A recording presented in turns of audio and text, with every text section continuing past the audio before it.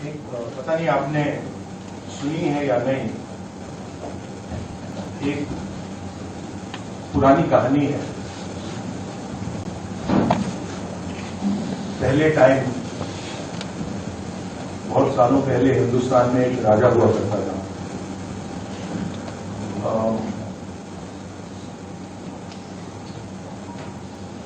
उसके खिलाफ सारे लोग खड़े हो गए थे। पूरी जनता,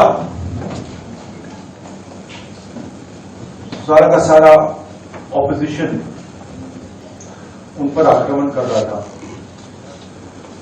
और वो टेफ्लॉन जैसे थे। उन पर जितना भी आक्रमण करो कुछ होता नहीं था। तो थोड़े साल बाद जो ऑपोजिशन के लोग थे जो उसको रेजिस्ट कर रहे थे,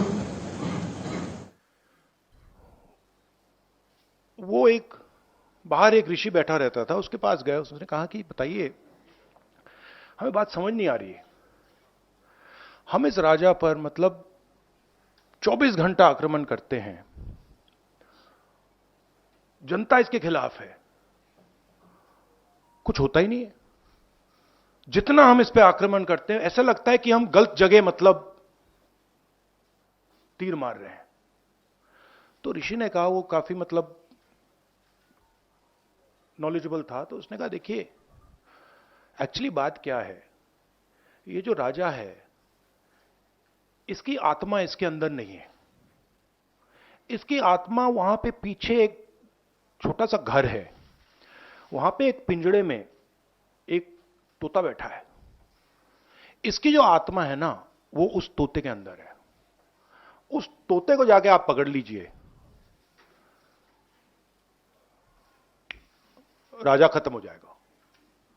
बहुत इंटरेस्टिंग कहानी है, क्योंकि नरेंद्र मोदी जी की आत्मा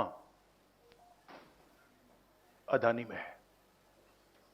तोता कहीं बैठा है, राजा कहीं बैठा है, और बहुत समय के लिए सारी की सारी ऑपोजिशन राजे पे अटैक कर रही थी। मगर असलियत यह है कि राजा राजा ही नहीं है, पावर किसी और के हाथ में है, अदानी जी के हाथ में है। जैसे ही हम अदानी जी को टच करते हैं, इंटेलिजेंस एजेंसीज, स्नूपिंग, सीबीआई। मैं पहले सोचता था number 1 prime minister, number 2 Adani, number 3 Amit Shah. Actually गलत है। Number 1 Adani, number 2 prime minister, number 3 Amit Shah. अब हिंदुस्तान की पॉलिटिक्स हमें समझ आ गई है, और अदानी जी बच के नहीं निकल सकते, क्योंकि अदानी जी को हमने ऐसे घेरा है, तोते को हमने ऐसा पकड़ा है कि वो बच के नहीं निकल सकता है। और इसीलिए सारा का सारा हो रहा है डिस्ट्रैक्शन पॉलिटिक्स, कि देश की निगाह, ऑपोजिशन की निगाह पिंजरे में बैठा हुआ तोते की ओर ना चले जाए। तो हमें काफी क्लैरिटी है। आप देखिए, पूरे ऑपोजिशन के खिलाफ यहां पे एप्पल का नोटिस आता है। मैंने इसको थोड़ा आपके लिए बड़ा करके दिखाया है। देखिए, अच्छी तरह देखिए, ये तोते का काम है, राइट? इसमें लिखा है, Apple believes you are being targeted by state sponsored attackers who are trying to remotely compromise the iPhone associated with your Apple ID. अब ये मेरे ऑफिस में सब लोगों को मिला है, वेणुगोपाल जी को मिला है, कांग्रेस पार्टी में लिस्ट बनी हुई है, पवन खेड़ा, सुप्रिया, सीताराम येचुरी, अखिलेश यादव, प्रियंका चतुर्वेदी, महुआ मोइत्रा, राघव चड्ढा, टीएस सिंहदेव, लिस्ट है। और ये सारे के सारे किसी ना किसी तरीके से इस मामले में इन्वॉल्व है। और देश के युवाओं को मैं समझाना चाहता हूं, बताना चाहता हूं यहां हो क्या रहा है।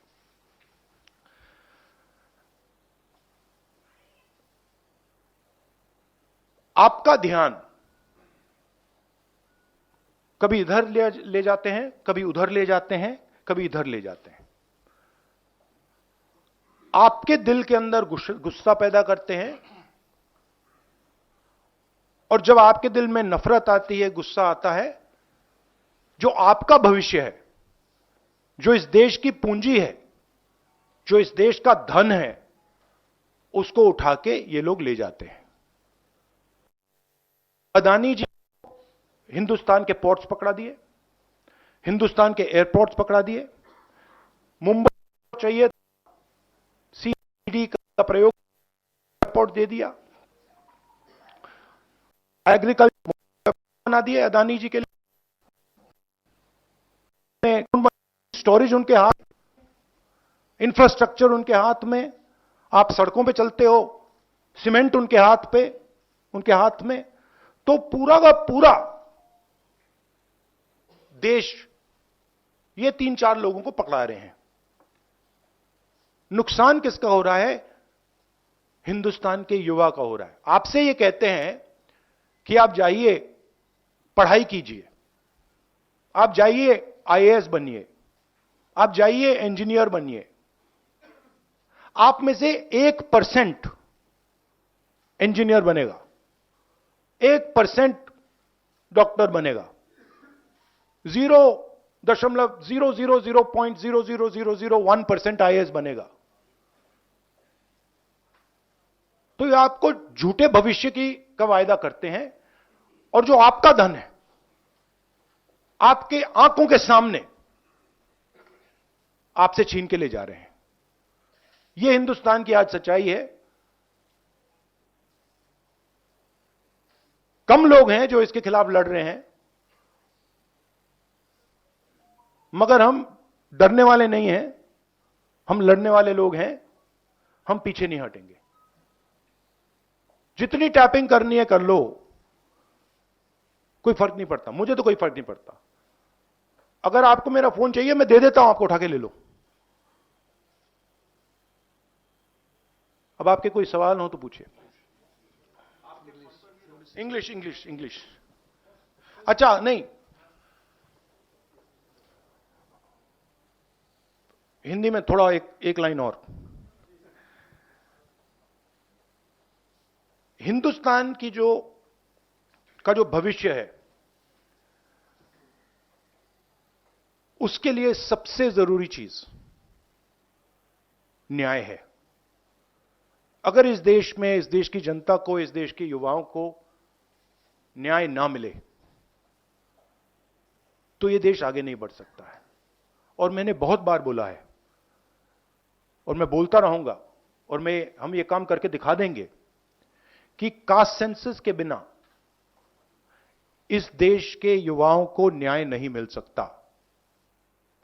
और ये पूरा का पूरा डिस्ट्रैक्शन जो हो रहा है, जब अदानी जी पैसा चोरी करते हैं, किससे चोरी करते हैं?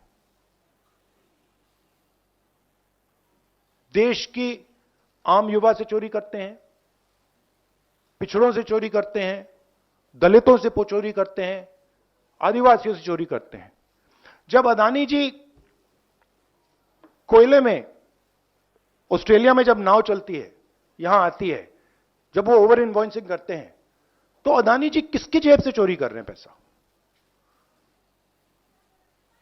जो आप बिजली खरीदते हो उसमें अदानी टैक्स है, ट्रेन में आप जाते हो उसमें अदानी टैक्स है, फ्रेट घूमता है उस पर अदानी टैक्स है। टैक्स किससे, कहां से आ रहा है? पिछड़ों की जेब से, दलितों की जेब से, आदिवासियों की जेब से, गरीब लोगों की जेब से, छोटे व्यापारियों की जेब से। और पूरा का पूरा ट्रांसफर इनकी जेब में हो रहा है. In English, brother. See, there's a beautiful story, old Indian story. There was a king, very nasty king, and he was attacking everybody, stealing from everybody. Everybody was disturbed. And his opposition would keep trying to fight him. Nothing would happen to the man. They'd keep attacking, keep attacking, keep attacking. They're very confused. Why is nothing happening to this man? What is going on? And this went on for a couple of years. And then after some time, there was this wise man who used to do dhyan outside. And so they went to him and they said, what is going on? We keep attacking this man. Every day we attack this man. Nothing happens to this man. And the gentleman said, look, the reason is that this man's soul is actually somewhere else. The frame, the image is of the king. But jo iski atma hai, the soul is somewhere else. So they asked him, where is the soul? And he said, the soul is there in a village in the corner. If you go, there's a little cage, and inside that cage there is a parrot. And if you go and you kill that parrot, the king will fall. Right? And that is exactly what is going on here. Mr. Narendra Modi's soul is Mr. Adani. Right? And no matter how much we attack Mr. Narendra Modi, it doesn't have an effect. Because the soul is somewhere else. And now we've understood this. We've understood that the soul is there in the parrot. And now we are attacking the soul. And that is why all this is going on. That is why Apple is sending messages. Your phone is being targeted by state-sponsored attackers. Right? I used to think that, there's a ranking. People say, press people say, number one, number two. Number one, Mr. Modi. Number two, Mr. Amit Shah. And actually, the ranking is slightly different. It's number one, Mr. Adani. Number two, Mr. Modi. Number three, Mr. Amit Shah. The country will soon realize that the Prime Minister is employed by Mr. Adani and works for Mr. Adani. Right? The examples of this are clear. Bombay Airport that is owned by somebody else. State-sponsored agencies attack the owner. He surrenders the airport to Mr. Adani. Mr. Adani is over-invoicing coal from Australia. It leaves Australia, it arrives in India, the prices doubled. No inquiry. Nothing. No ED, no CBI, nothing. Who's paying for it? When we are using electricity, poor people of this country using electricity, we're giving Adani tax. We're going in the railways, we're giving Adani tax. So it's very clear what is going on. Right? The wealth of the Indian people is being stolen from them. They are being divided. They are being made to hate each other. And while they are angry, they are disturbed, they are upset, Mr. Adani is basically taking over everything in this country. He owns most of the channels that are, whose cameras these? Most of these cameras, I don't know which ones, but half of them at least are owned by Mr. Adani. So, hello. Hello, Mr. Adani. I know you don't like this. I know you don't like this type of activity, but I must tell you that you are creating a huge amount of anger against yourself in this country. The common masses of this country are getting to understand what is going on. And it's my duty as a politician, as an opposition politician, to tell the truth about what is happening in India. So if you have any questions. Yeah, Anand. Sir, after Pegasus, we have seen this again snooping on the phones of several of the Congress leaders and opposition leaders. So what's your next step? Whether will you go to take legal recourse or something like this? No, the last inquiry, the last Pegasus inquiry, where I mean, my name was also there. That sort of disappeared, right? So that tells you the situation in the country. Our job as opposition is to make people understand what is going on. And I'm very happy that more and more people are understanding what is going on. It's very clear. And this is clearly a sign of panic, right? This is clearly, I mean, this is not just one person, this is the whole opposition.